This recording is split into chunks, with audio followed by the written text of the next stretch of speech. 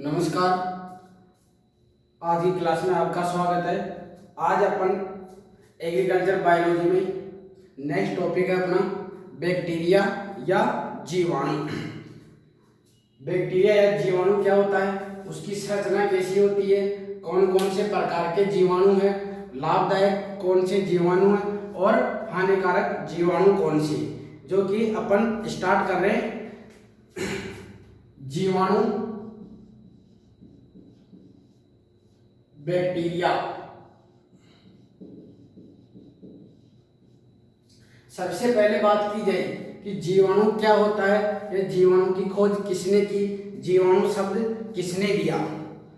जीवाणु की खोज किसने की थी? सबसे पहले एंटोन वॉन ल्यूवेनहॉक। कहां के वैज्ञानिक थे? हॉलैंड की। एंटोन वॉन ल्यूवेनहॉक ने जीवाणु की खोज की और इन्होंने क्या नाम दिया था? एनिमल क्यूलस या सूक्ष्म जीव। जीवाणु की खोज किसने की? एंटोन वॉन ल्यूवेनहॉक ने, और इन्होंने क्या नाम दिया? एनिमल क्यूलस या सूक्ष्म जीव। जीवाणु टर्म किसके द्वारा दी गई? एरेनबर्ग। ध्यान में रखना, जीवाणु की खोज तो किसने की? एंटोन वॉन ल्यूवेनहॉक ने। इन्होंने खोज किसमें की थी? दांत की खुरचन में। जीवाणु की खोज किसमें की? दांत की खुरचन में। जो दांतों के ऊपर खुरचन आती है, जो मेल आता है, उसमें जीवाणु की खोज की थी और इन्होंने क्या नाम दिया? एनिमल क्यूलस या सूक्ष्म जीव। और जीवाणु टर्म किसने दी? एरेनबर्ग ने। जीवाणु का अध्ययन क्या कहलाता है? जीवाणु का अध्ययन करना क्या कहलाता है? बैक्टीरियोलॉजी। अर्थात जीव विज्ञान की वह शाखा जिसमें जीवाणुओं का अध्ययन किया जाता है, वो क्या कहलाता है? बैक्टीरियोलॉजी या जीवाणु विज्ञान। फादर ऑफ बैक्टीरियोलॉजी किसको कहा जाता है? ल्यूवेनहॉक को।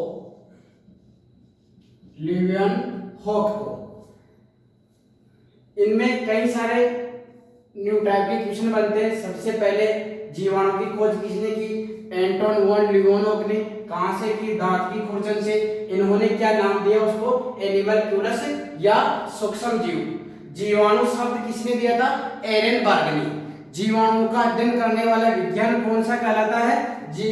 बैक्टीरियोलॉजी या जीवाणु विज्ञान। फादर ऑफ बैक्टीरियोलॉजी, जीवाणु विज्ञान का जनक किसको कहा जाता है? एंटोन वॉन ल्यूवेनहॉक को। जीवाणु होता क्या है? ये तो हो गई इसकी छोटी सी जानकारी। अब आते हैं अपन जीवाणु बैक्टीरिया क्या होता है, तो इसको अपन डिफाइन करना चाहिए। तो जीवाणु क्या होता है? एक क्या है? प्रोकैरियोटिक जीव है। पहली बात तो क्या हो गई? प्रोकैरियोटिक जीव है। एक कोशिकीय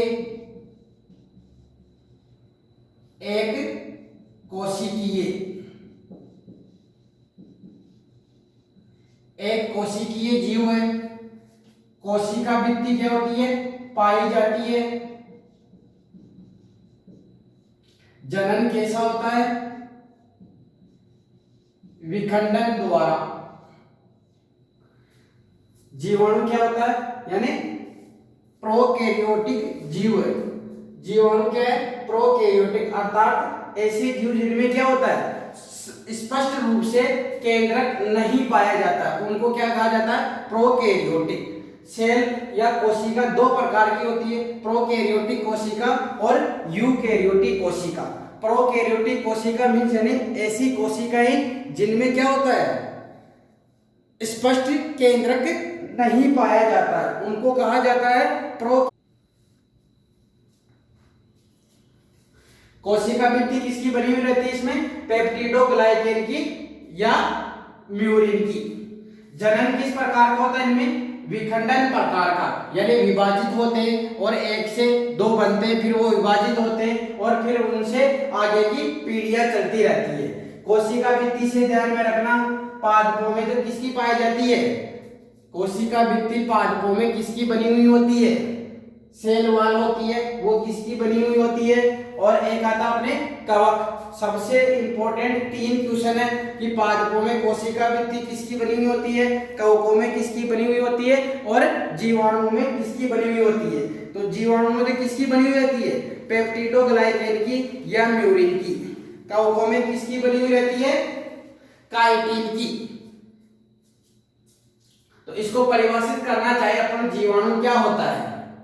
सबसे पहले ने ऐसे जीवाणु क्या है? एक प्रोकैरियोटिक एक कोशिकीय कोशिका भित्ति से घिरे हुए जीव होते हैं जिनमें जनन किस क्रिया द्वारा होता है? विखंडन क्रिया के द्वारा। तो वो कहलाते हैं जीवाणु। इसके बाद में आता अपने जीवाणुओं के गुण कि जीवाणुओं में, चलिए इसके बाद में अपने आते हैं जीवाणुओं के गुण। तो जीवाणु में क्या क्या विशेषताएं पाई जाती है या कौन कौन से गुण पाए जाते हैं। सबसे पहले बात की जाए जीवाणु कैसे होते हैं? एक कोशिकीय यूनिसेलुलर, अर्थात जीवाणु की जितनी भी क्रियाएं होती है वो सभी किसमें होती है? केवल एक ही कोशिका में संपन्न हो जाती है। इसलिए जीवाणु कैसे होते हैं? एक कोशिकीय। इसलिए इनको कौन सी श्रेणी में रखा गया है? प्रोकैरियोटिक। अर्थात जीवाणु कौन सी कोशिका में इंक्लूड रहते हैं? प्रोकैरियोटिक कोशिकाओं में। इसके बाद में नेक्स्ट आता है इसकी विशेषता जो कोशिका भित्ति होती है। कोशिका भित्ति सेल वॉल वो किसकी बनी हुई होती है? पेप्टिडो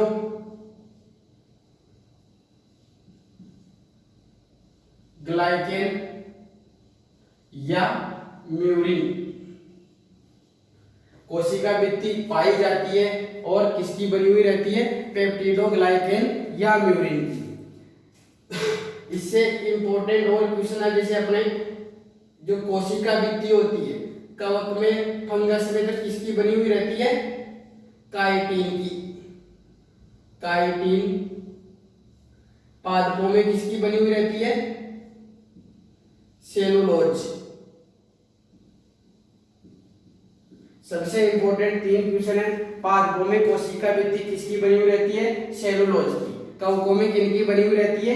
काइटिन की। और जीवाणुओं में किसकी बनी हुई रहती है? पेप्टिडोग्लाइकेन या म्यूरिन की। नेक्स्ट गुण की बात की जाए तो जो ऊर्जा का उत्पादन होता है, ऊर्जा उत्पादन, चाहे पादप हो चाहे जीव हो जंतु हो, इनमें ऊर्जा का उत्पादन कौन सी क्रिया के द्वारा होता है?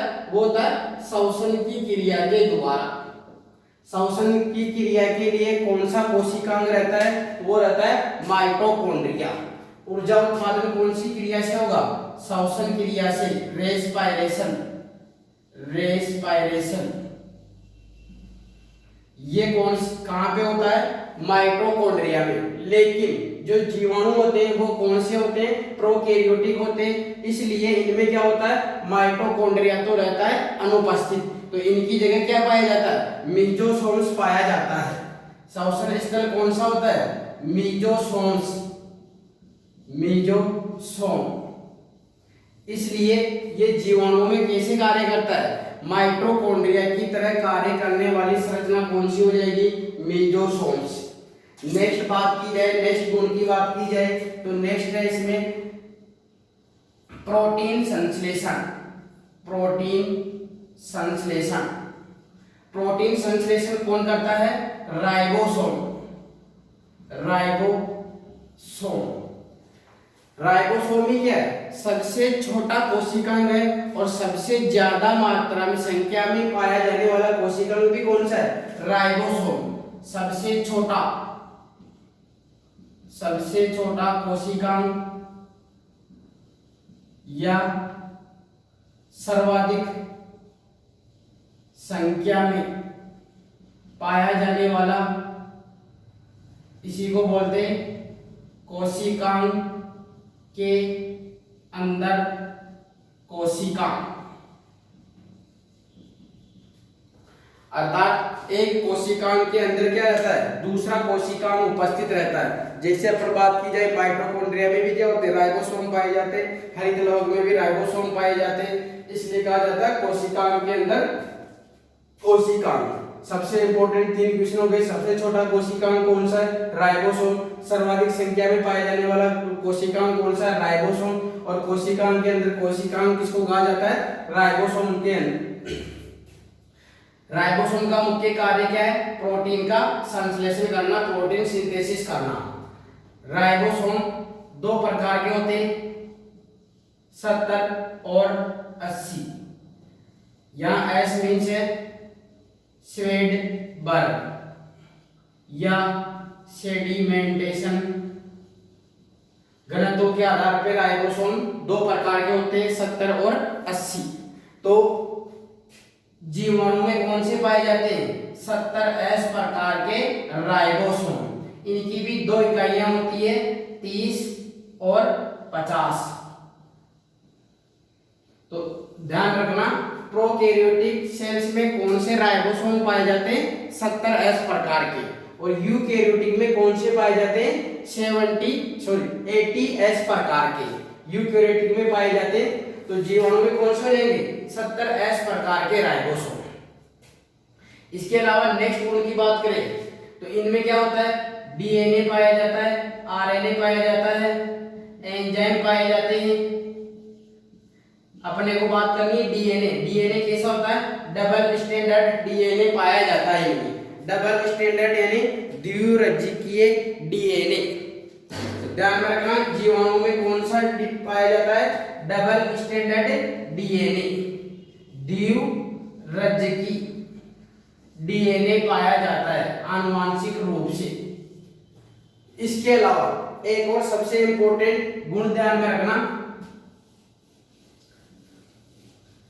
जो आनुवांशिक डीएनए होता है उसके अलावा एक और डीएनए पाया जाता है जिसको क्या कहते हैं, प्लाज्मिड।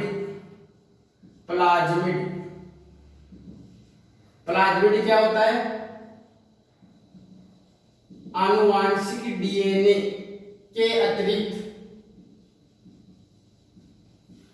जीवाणु कोशिका में उपस्थित वर्ताकार डीएनए, उसको क्या कहा जाता है, प्लाज्मिड। इस प्लाज्मिड का उपयोग कहाँ किया जाता है, जो अपने जेनेटिक इंजीनियरिंग होती है, आनुवांशिक अभियांत्रिकी होती है, वहां पे जीनों को एक जीव से दूसरे जीवों में डालने के लिए किस रूप में उपयोग किया जाता है, वाहक के रूप में, वेक्टर के रूप में। तो ध्यान रखना, प्लाज्मिड क्या होता है, जीवाणु कोशिका में आनुवांशिक डीएनए के अतिरिक्त उपस्थित वर्ताकार डीएनए, उसको कहा जाता है प्लाज्मिड। प्लाज्मिड का मुख्य उपयोग किस रूप में किया जाता है, आनुवांशिक अभियांत्रिकी में किया जाता है, वाहक के रूप में, वेक्टर के रूप में। ये तो हो गए अपने जीवाणुओं के गुण। जीवाणु के गुण कौन से थे, जीवाणु एक कोशिकीय होता है, इसलिए इसको किस श्रेणी में रखा गया, प्रोकैरियोटिक सेल्स की श्रेणी में रखा गया। दूसरा था, जीवाणुओं में कोशिका भित्ति पाई जाती है, और कोशिका भित्ति किसकी बनी हुई होती है, पेप्टिडोग्लाइकेन या म्यूरिन की। तीसरी बात की जाए, ऊर्जा उत्पादन का कार्य कौन सी क्रिया के द्वारा होता है, श्वसन के द्वारा होता है, और श्वसन का मुख्य स्थल कौन सा रहता है, माइटोकॉन्ड्रिया। लेकिन जीवाणु में क्या होता है, माइटोकॉन्ड्रिया अनुपस्थित होता है, तो उसकी जगह कौन कार्य करता है, मेसोसोम्स। तो ऊर्जा उत्पादन का या श्वसन स्थल का कार्य कौन सा हो जाएगा, मेसोसोम्स। उसके बाद में नेक्स्ट गुण आता है, प्रोटीन संश्लेषण का कार्य कौन करता है, राइबोसोम्स करता है। राइबोसोम्स की कुछ बातें, सबसे छोटा कोशिकांग भी राइबोसोम को कहा जाता है, सर्वाधिक संख्या में भी कौन सा पाया जाता है, राइबोसोम्स पाया जाता है कोशिकांग के अंदर। कोशिकांग भी किसको कहा जाता है, राइबोसोम्स को कहा जाता है। राइबोसोम्स दो प्रकार के होते हैं, 70 और एस, जो कि घनत्व के आधार पर होते हैं। तो जीवाणु में कौन सा पाया जाता है, 70 एस। 70 एस की भी फिर दो इकाइयां 30 और 50। इसके अलावा जीवाणु में क्या पाया जाता है, डीएनए भी पाया जाता है, आरएनए भी पाया जाता है, एंजाइम्स भी पाए जाते हैं। डीएनए कौन सा पाया जाता है, डबल स्ट्रैंडेड डीएनए या द्विरंध्रीय डीएनए। इसके अलावा जो जीवाणु कोशिका होती है उसमें आनुवांशिक डीएनए के अतिरिक्त एक और वर्ताकार डीएनए पाया जाता है, उसको क्या कहा जाता है, प्लाज्मिड। प्लाज्मिड का उपयोग कहाँ किया जाता है, आनुवांशिक अभियांत्रिकी में जीन ट्रांसफर करने के लिए एक वाहक के रूप में उसका उपयोग किया जाता है। तो ये हो गए अपने जीवाणुओं के गुण। इसके बाद में अपन चर्चा करेंगे जीवाणु कोशिका की आकारिकी। जीवाणु कोशिका की मॉर्फोलॉजी कैसी होती है, तो इसके अपन शुरुआत करते हैं। उसके बाद में अपन करेंगे जीवाणु कोशिका की संरचना कैसी होती है, जीवाणु कोशिका की आकारिकी।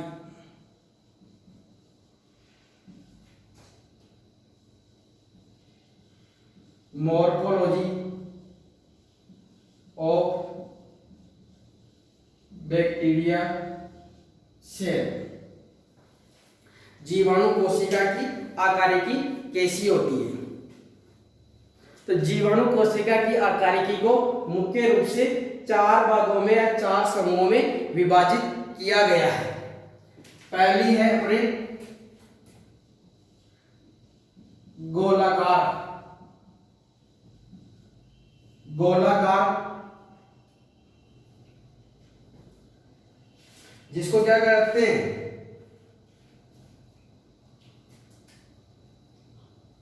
कोकस। कोकस या गोलाकार। दूसरी है अपनी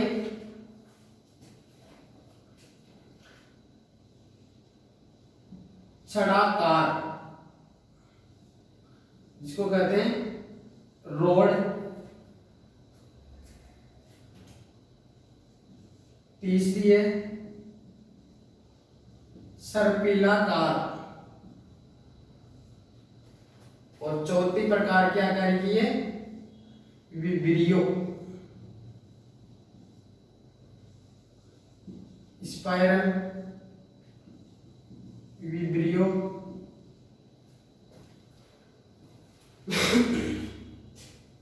ध्यान में रखना, गोलाकार कैसी होगी, गोल।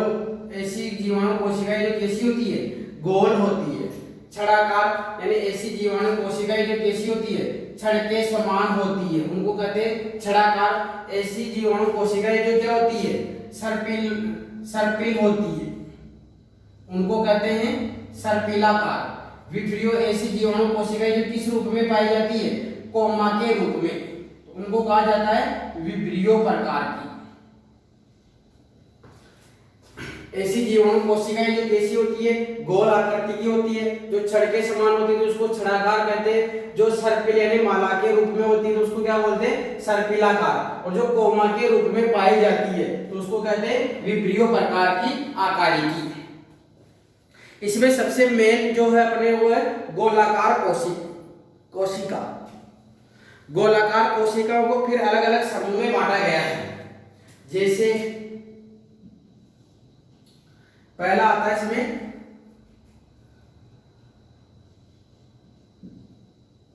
माइक्रोकोकस।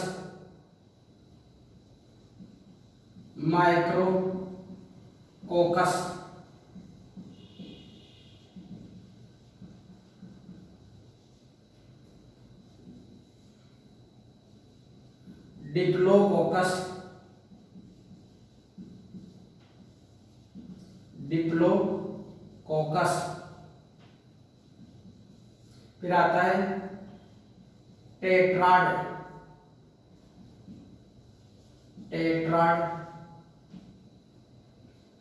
चौथा आता है अपने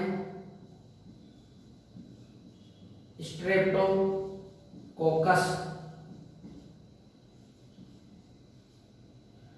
स्ट्रेप्टोकोकस। पांचवा आता अपने सारसीना।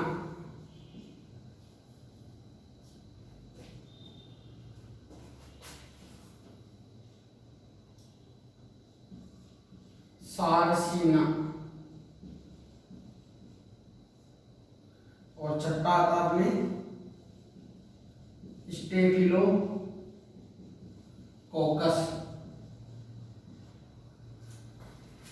ध्यान में रखना, मुख्य रूप से जो गोलाकार कोशिकाएं होती है वो कितने प्रकार की हो गई? 6 प्रकार की। माइक्रोकोकस, डिप्लोकोकस, टेट्राड, स्ट्रेप्टोकोकस, सारसीना और स्टेफिलोकोकस। सबसे पहले बात की जाए माइक्रोकोकस, यानी जो गोलाकार होती है, जो गोल आकृति में पाई जाती है, यदि वो परतक पाई जाती है तो उनको क्या कहा जाता है? माइक्रोकोकस। जैसे एक जीवाणु कोशिका ये हो गई, दूसरी ये हो गई, तीसरी जीवाणु कोशिका, चौथी जीवाणु कोशिका, पांचवी जीवाणु कोशिका। यानी कि जब गोलाकार कोशिकाएं अलग अलग परतक रूप से पाई जाती है तो उनको क्या कहा जाता है? माइक्रोकोकस। तो इसका एग्जांपल ध्यान में रखना, क्या हो जाएगा? वही माइक्रोकोकस स्पीशीज, इसका उदाहरण ध्यान में रखना। दूसरा था डिप्लोकोकस, यानी जब जीवाणु कोशिकाएं दो के समूह में पाई जाती है तो उसको क्या कहा जाता है? डिप्लोकोकस। दो के समूह में पाई जाए तो उसको क्या कहते हैं? डिप्लोकोकस प्रकार की। उदाहरण क्या हो जाएगा? डिप्लोकोकस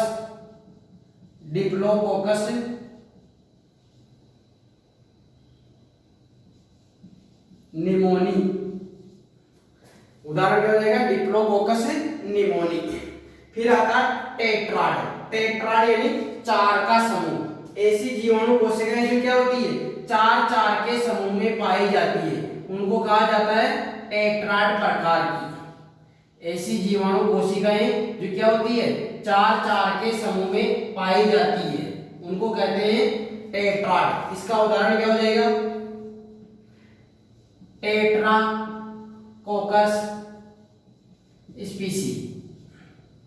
ध्यान रखना, माइक्रोकोकस यानी ऐसी जीवाणु कोशिकाएं जो क्या होती है? एक के समूह में पाई जाती है। उदाहरण क्या हो गया? Micrococcus species. दूसरा डिप्लोकोकस। डिप्लो यानी डाई यानी कितने हो गए? 2। अर्थात ऐसी जीवाणु कोशिकाएं जो क्या होती है? 2 के समूह में पाई जाती है तो उनको क्या बोल रहे हैं? डिप्लोकोकस। उदाहरण क्या हो गया? Diplococcus pneumoniae. तीसरा टेट्राड। टेट्रा यानी 4। ऐसी जीवाणु कोशिकाएं जो क्या होती है? 4 के समूह में पाई जाती है, उनको कहा जाता है टेट्राड। उदाहरण क्या हो गया? Tetracoccus species. फिर आती है स्ट्रेप्टोकोकस। ऐसी जीवाणु कोशिकाएं जो क्या होती है? माला के रूप में पाई जाती है। ऐसी जीवाणु कोशिकाएं जो कैसी होती है? माला के रूप में पाई जाती है तो उनको कहते हैं स्ट्रेप्टोकोकस। उदाहरण क्या हो जाएगा? स्ट्रेप्टोकोकस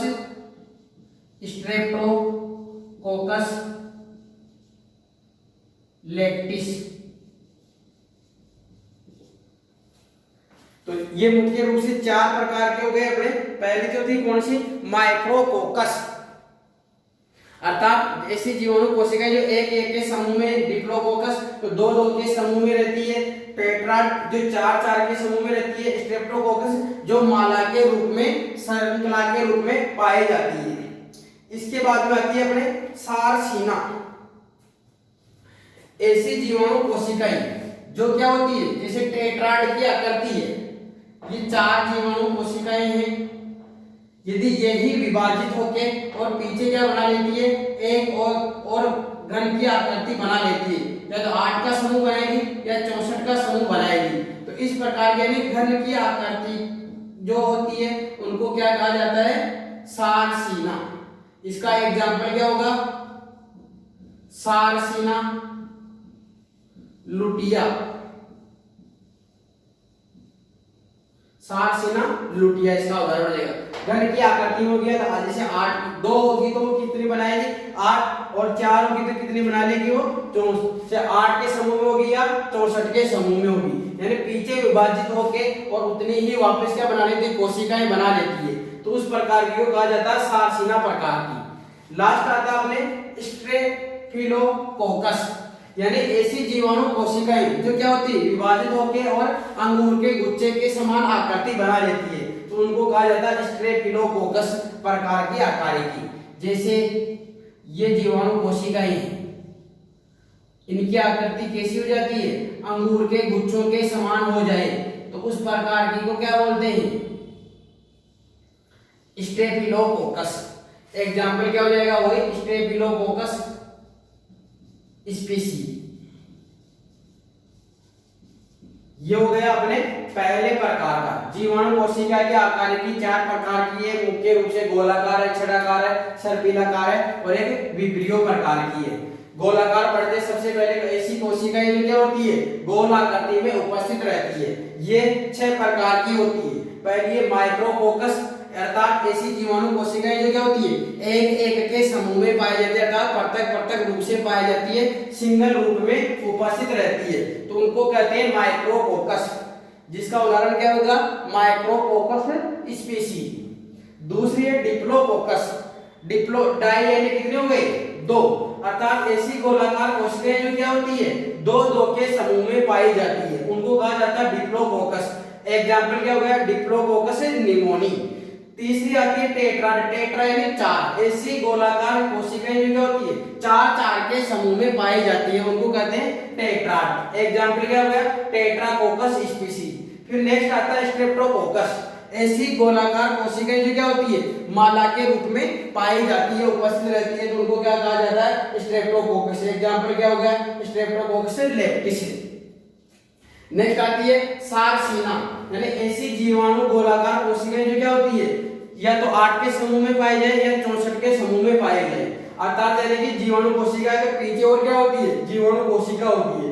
एग्जाम्पल क्या हो गया, सारसीना लुटिया, ये किस रूप में होती है, घन की आकृति में उपस्थित रहती है। छठे प्रकार की गोलाकार कोशिका आती है स्ट्रेफिलोकोकस, ऐसी जीवाणु कोशिकाएं जो क्या होती है, अंगूर के गुच्छों के समान पाई जाती है, तो उसका उदाहरण क्या हो गया, स्ट्रेफिलोकोकस स्पीसीज। अपने दूसरे प्रकार की कौन सी है, छड़ाकार प्रकार की। ये तो हो गई अपने गोलाकार प्रकार की। इसके बाद में आती है दूसरे प्रकार की जो आकार की है, वो कौन सी है, छड़ाकार।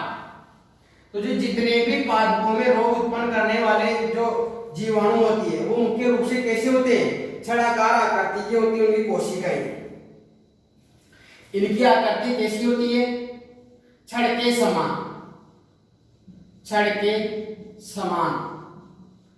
जैसे ये अपने ये है जीवाणु कोशिका, इसमें कौन से आते हैं, पादप रोग उत्पन्न करने वाले, जितने अधिकांश जो जीवाणु में पादप रोग उत्पन्न करते हैं वो किस कौन सी आकृति में आते हैं, छड़ाकार आकृति में। उदाहरण जेंतोमोनास। इसके बाद में आता है सर्पिलाकार, ऐसी जीवाणु कोशिकाएं जो कैसी होती है, आकृति कैसी होती है या आकारिकी कैसी होती है, सर्पिल यानी घुमावदार। जैसे ये कोई जीवाणु कोशिका है,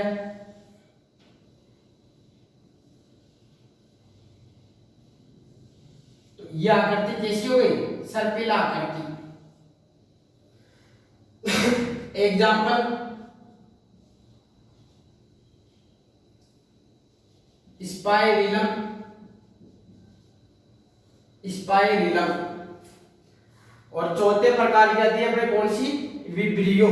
विब्रियो यानी कि इनकी आकृति कैसी होती है, जैसे अपन कोमा लगाते हैं लिखते समय, तो इनकी आकृति कैसी होती है, कोमा की जैसी, इसलिए इनको कोमा प्रकार के भी कहते हैं।